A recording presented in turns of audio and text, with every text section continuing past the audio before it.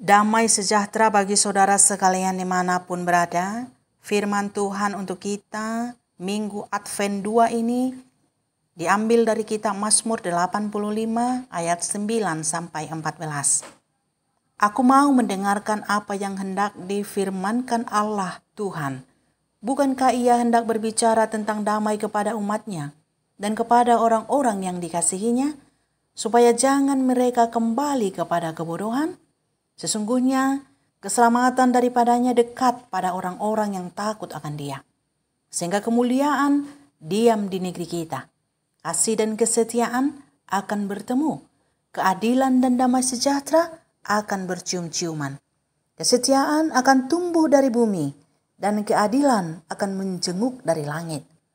Bahkan Tuhan akan memberikan kebaikan, dan negeri kita akan memberi hasilnya. Keadilan akan berjalan di hadapannya dan akan membuat jejak kakinya menjadi jalan. Sampai di sini firman Tuhan. Saudara-saudara yang terkasih di dalam Yesus Kristus, tema khotbah untuk kita minggu ini, keselamatan dari Tuhan sudah dekat. Idealnya manusia hidup berbahagia, berkecukupan dan jauh dari penderitaan, penuh dengan damai sejahtera. Demikianlah Allah menciptakan manusia sejak semula. Namun kejahatan dan kebodohan mengubah situasi ini. Penderitaan menjadi bagian hidup manusia.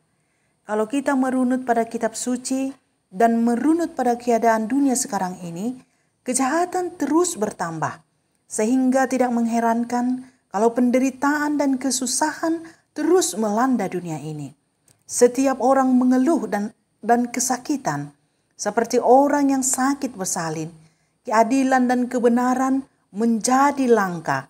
Setiap orang ingin diperlakukan adil, dan banyak orang yang berbicara dan menyerukan supaya terjadi keadilan dan kebenaran. Tapi keadilan dan kebenaran semakin menjauh.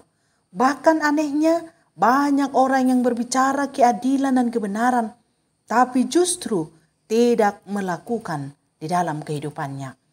Kasih pun menjadi dingin, seperti yang sudah dikatakan para rasul Kristus dahulu kala. Kebencian dan kejahatan tidak terbendung lagi. Bukan hanya perilaku manusia yang mendatangkan penderitaan, tapi bumi juga mendatangkan bencana bagi manusia. Banjir di mana-mana, gempa bumi, angin puting beliung, erupsi gunung berapi, hama yang menggagalkan panen, wabah penyakit yang melanda dunia, menimbulkan ketakutan, teriakan, dan tangisan. Mungkin inilah yang menyebabkan semakin banyak ditemui para motivator dan pengkhotbah memberikan semangat untuk mendapatkan kebahagiaan di tengah penderitaan dan jalan keluar yang penuh mukjizat di tengah kesulitan. Memang tak dipungkiri bahwa ada kebahagiaan dan sukacita. Namun tidak lama kemudian penderitaan datang lagi dan datang lagi, sehingga manusia itu kembali kepada penciptanya. Namun begitu, orang yang hidup di dalam Tuhan mampu mengucap syukur atas segala situasi apapun. Ia tidak berputus asa, tapi punya pengharapan kepada Tuhan yang akan memulihkannya suatu saat nanti.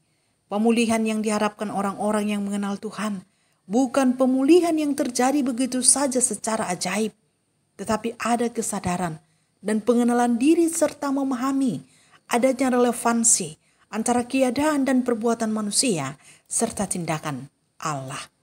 Seperti pemazmur ini, ia memahami dan merasakan keberadaan Allah di tengah-tengah bangsanya yang sakit dan menderita, dan menyadari keberadaan bangsa Tuhan yang melakukan kebodohan yang menggiringnya kepada penderitaan. Tapi tidak untuk selamanya Allah menghukum mereka. Pada waktu yang ditentukan, Allah akan berbicara kepada mereka, menyampaikan damai dan kasih setianya. Dalam ayat 9 disebutkan, aku mau mendengar apa yang hendak difirmankan Allah Tuhan. Bukankah Ia hendak berbicara tentang damai kepada umatnya dan kepada orang-orang yang dikasihinya, supaya jangan mereka kembali kepada kebodohan? Ini adalah seruan dan doa, supaya umat Tuhan meninggalkan kebodohan itu. Sebab disitulah sesungguhnya akar dari persoalan mereka. Kebodohan itu adalah antara lain penyembahan berhala dan kejahatan yang dilakukan umat Tuhan. Sebab Allah adalah Allah yang kasih sekaligus adil. Ia tidak membiarkan siapapun melakukan kebodohan. Ia menghukumnya, dan penghukuman itu membawa kepada penderitaan. Dan karena Ia juga adalah kasih, Ia tidak membiarkan umatnya terus ada dalam penderitaan. Pada suatu waktu yang ditetapkan olehnya, Ia akan memulihkan dan menyelamatkan umatnya. Beginilah keadaan yang dipulihkan itu dan keselamatan yang dimaksudkan. Kasih dan kesetiaan akan bertemu. Keadilan dan damai sejahtera akan bercium-ciuman. Kesetiaan akan tumbuh dari bumi dan keadilan akan mencenguk dari langit. Bahkan Tuhan akan memberikan kebaikan dan negeri akan memberi hasilnya. Keadilan akan berjalan di hadapan Tuhan dan akan membuat jejak kakinya menjadi jalan.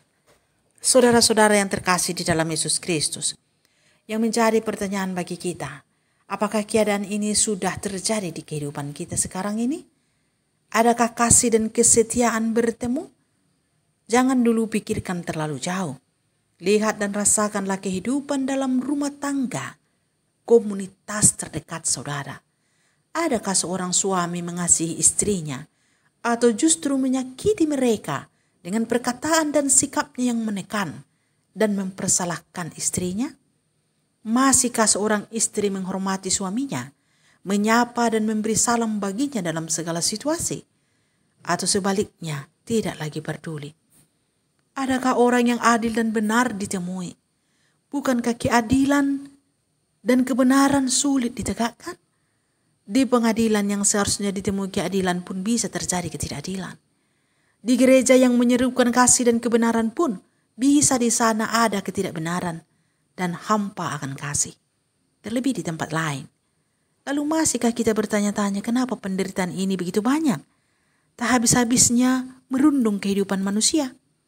Belum selesai penderitaan yang satu, sudah datang yang satu lagi. Tangisan dan air mata, teriakan dan seruan minta tolong terjadi di mana-mana. Tekanan dan korban kejahatan semakin banyak ditemui. Lalu apa yang harus kita lakukan? Berharap kepada Tuhan dan tinggalkan segala macam kebodohan dan kejahatan. Itulah yang harus dilakukan saat ini. Takutlah kepada Tuhan dan dengarkan suaranya. Jika menghadapi kesulitan, bersabarlah menunggu Tuhan. Jangan pergi kepada berhala-berhala, mencari jalan keluar.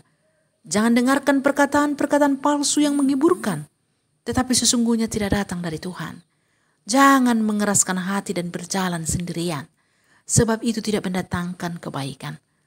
Berlaku curang dan jahat, itu adalah perbuatan yang tidak berkenan kepada Tuhan.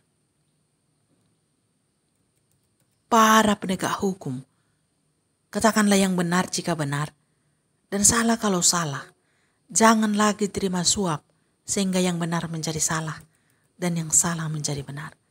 Para pedagang, jangan mengelabui para pembelinya, mengoplos barang-barang dan menipu timbangan. Para suami, kasihilah istrimu, sebab ia adalah teman yang diberikan Tuhan untukmu. Dan jangan menyakitinya, sebab itu akan menghalangi doa-doamu kepada Tuhan. Para istri, hormatilah suamimu, sebab itu patut bagimu. Dan anak-anak, dengarkanlah ibu bapamu, sebab itu mendatangkan kebaikan bagimu. Begitulah cara meninggalkan kebodohan dan cara-cara hidup orang yang takut kepada Tuhan. Jika kita sudah meninggalkan kebodohan itu dan takut kepada Tuhan, serta mendengarkan suaranya, bertahanlah dan setialah sekalipun masih harus hidup dalam penderitaan di dunia ini. Ingatlah perkataan Tuhan, keselamatan dari Tuhan sudah dekat. Keselamatan itu sudah dikerjakan Tuhan Allah dalam diri Yesus Kristus. Songsong dan persiapkanlah diri untuk menyambutnya. Jangan terlambat dan menunda-nunda. Selagi masih ada waktu, kerjakanlah apa yang berkenan kepada Tuhan. Tinggalkan segala kebodohan dan lakukanlah apa yang diperintahkannya dalam situasi apapun itu. Amin.